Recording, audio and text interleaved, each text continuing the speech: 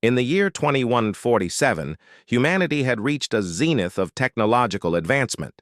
Cities floated above oceans, powered by quantum reactors that harnessed energy from the very fabric of space-time. Yet, for all its progress, Earth was not alone in the cosmos. On a cold winter night, an alien fleet descended upon the planet, their ships casting eerie shadows over the sprawling megacities below. The invaders called themselves the Zitherans, a race of biomechanical beings whose civilization thrived on, consuming stellar energy. Their home star had long since burned out, leaving them desperate and resourceful.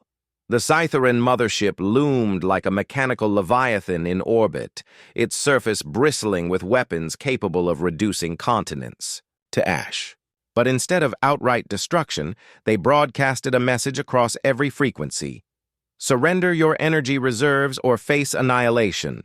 Humanity's leaders convened in panic-stricken meetings, debating whether to resist or comply. While some argued for surrender, fearing the devastation the aliens could unleash, others saw this as an opportunity. Among those dissenters was Dr. Elena Vasquez, one of Earth's foremost engineers and head of Project Helios, a secret initiative aimed at developing experimental power sources far beyond conventional understanding. Dr. Vasquez stood before the United Earth Council, her dark eyes blazing with determination. "If these Zitherans want our energy," she declared, "then let's give them something they'll never forget." Her proposal was audacious. Rather than handing over Earth's precious quantum cores, she suggested creating a decoy, a massive artificial star designed to mimic the sun's output. This star would be laced with unstable particles engineered to overload any system attempting to siphon its energy. If successful, it would cripple the Zitherans' technology while preserving Earth's resources. The Council hesitated, but time was running out. Reluctantly, they approved the plan, granting Vasquez full access to Earth's most advanced facilities. She assembled a team of brilliant minds, physicists, programmers, and engineers, all working tirelessly under her direction. In just 3 weeks, they constructed what would become known as the Nova Beacon, a luminous sphere housed within a containment field miles wide. As the Zitherans prepared their extraction arrays, humanity launched the Nova Beacon into orbit. It pulsed with radiant light, indistinguishable from a real star to even the most sophisticated sensors.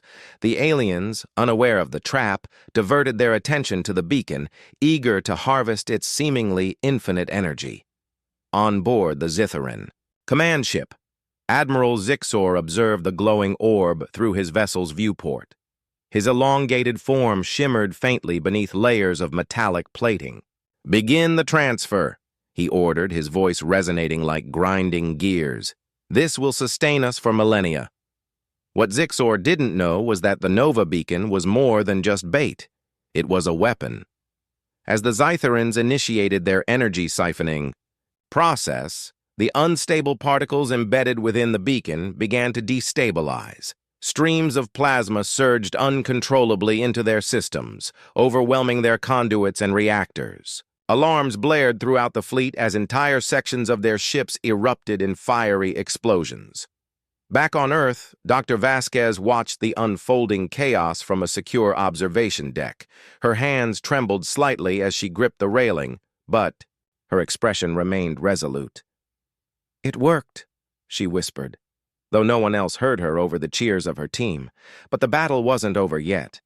Realizing they'd been duped, the surviving Zitherans regrouped and retaliated with brutal force. Orbital bombardments rained down on Earth's cities, shattering skyscrapers and igniting infernos. Despite the success of the Nova Beacon, humanity now faced the wrath of a cornered enemy. Vasquez refused to back down. Drawing inspiration from ancient Earth mythology, she devised another bold strategy: Project Icarus. Using salvaged materials from the destroyed Zitharan drones, her team retrofitted Earth's orbital defense platforms with reverse-engineered alien weaponry. These new armaments fired beams of concentrated antimatter capable of piercing even the toughest Zitharan armor. The final confrontation took place above the Pacific Ocean. Humanity's defenders clashed with the remnants of the alien fleet in a dazzling display of firepower. Plasma bolts streaked across the sky, illuminating the clouds with flashes of violet and gold. One by one, the Zitharan ships fell, their once mighty hulls reduced to drifting debris. Admiral Zixor made a last-ditch attempt to retreat, but his flagship was intercepted by a barrage of antimatter blasts. As his vessel disintegrated, he transmitted a single message to Earth.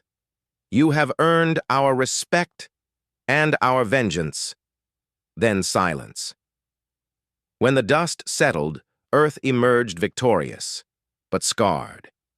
Millions had perished during the conflict, and much of the planet's infrastructure lay in ruins. Yet amid the devastation, there was hope. The technologies developed during the war paved the way for unprecedented advancements, ushering in a new era of prosperity. Dr. Vasquez became a symbol of resilience and ingenuity, celebrated across the globe. In interviews, she often reflected on the lessons learned from the invasion. "We showed the universe that humanity isn't just a species to be exploited," she said. "We are creators, innovators, survivors, and if anyone tries to take what is ours again, we'll show them exactly why they should think twice." Years later, when historians looked back on the events of 2147, they dubbed it the Stellar Gambit, a testament to humanity's courage and brilliance. The Zitharans were never seen again, but their legacy lingered in the form of Earth's newfound strength.